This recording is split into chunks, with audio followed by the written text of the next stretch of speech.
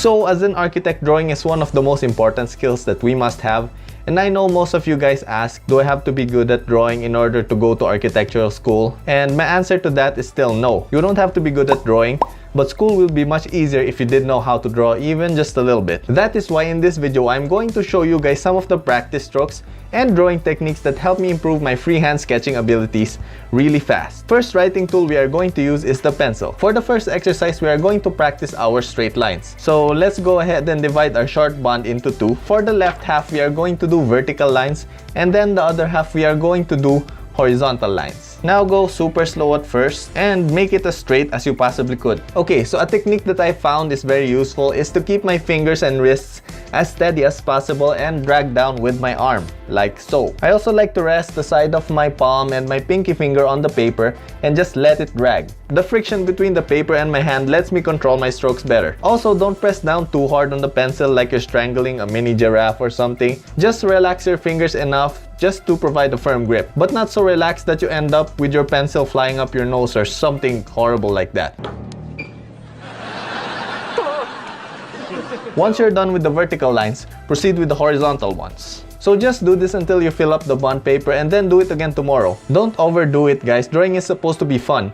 We need to do it just enough to incrementally increase our skills. Slowly but surely, guys. You know, this way we won't get bored and hate drawing lines for the rest of eternity. Okay. Now, do this same exercise again by drawing diagonal lines going in alternate directions. Down to up, then up to down. Now, don't cheat, guys, like placing your paper in an angle so it's much easier. This is supposed to be hard. Remember, nothing worth having comes easy. And it's okay to really be bad at first. Even my lines are pretty crooked. I probably need more practice with this diagonal ones. Now that we're done with all the straight lines and you never want to see a straight line ever again, we are now going to draw 3D perspective boxes, which are made of more lines. Yay! Don't worry, guys, this is going to be so much more fun than those other exercises a while ago. Let's proceed with the drawing. First thing you gotta do is make a horizon line.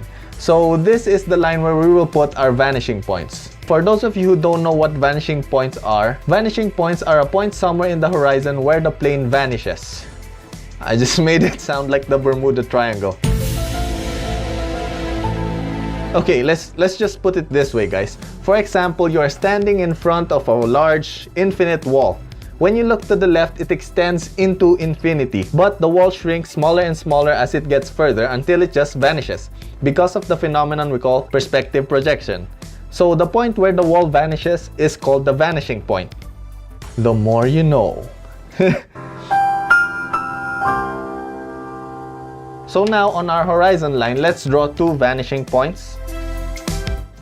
Like so. Now, draw a vertical line somewhere in the middle of that. And now let's draw lines extending from the left vanishing point into our vertical line, or V-line for short.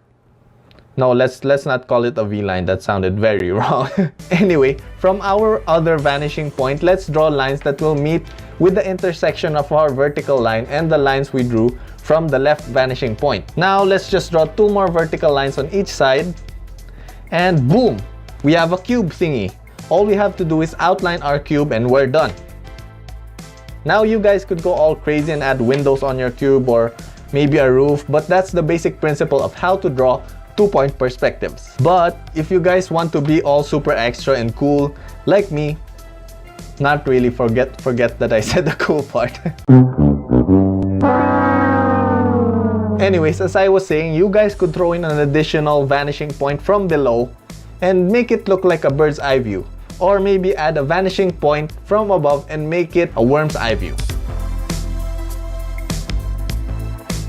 And that is what we call a three-point perspective. Okay, now that you guys have something to brag about to your classmates, let's move on to our next drawing exercise. So by now, I think you guys are sick and tired of drawing lines. So for this part, we are going to practice drawing people. Oh man, I'm finally excited to draw something apart from lines. So first thing we are going to do is draw a vertical line.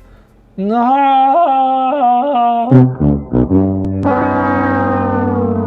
Anyways, as I was saying, first thing we are going to do is draw a vertical line, and then we will divide that line into two. Now we are going to draw a tiny oblong about a sixth the length of our original line. So that oblong is going to be the head. After that, we are going to draw a somewhat steep trapezoid thingy on the top and then draw an inverted one on the bottom. So these initial lines will serve as the guidelines when we draw our person. So first thing we are going to draw is the head. Then we'll move on to the right arm. So make sure to draw it with swift and smooth movements. Okay, now that we're done drawing the legs, we are now going to proceed to draw his other arm.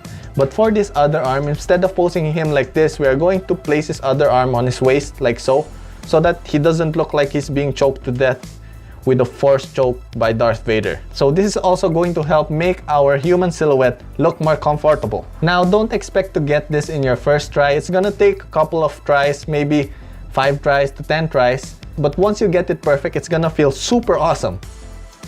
Once you've mastered drawing male silhouettes, you can now easily make female silhouettes.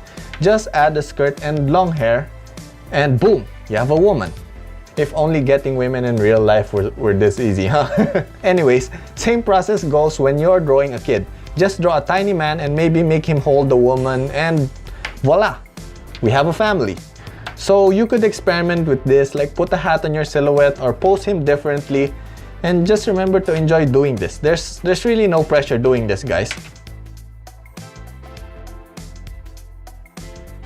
So when you're happy with all the results of all of our exercises with a pencil, go and do all of these exercises again with a ball pen and a fine liner. You have to do this because a pencil has a different feel than a ball pen and a fine liner. For me, I find that the pencil feels easier to control when compared to the ball pen because there's more friction between the pencil and the paper.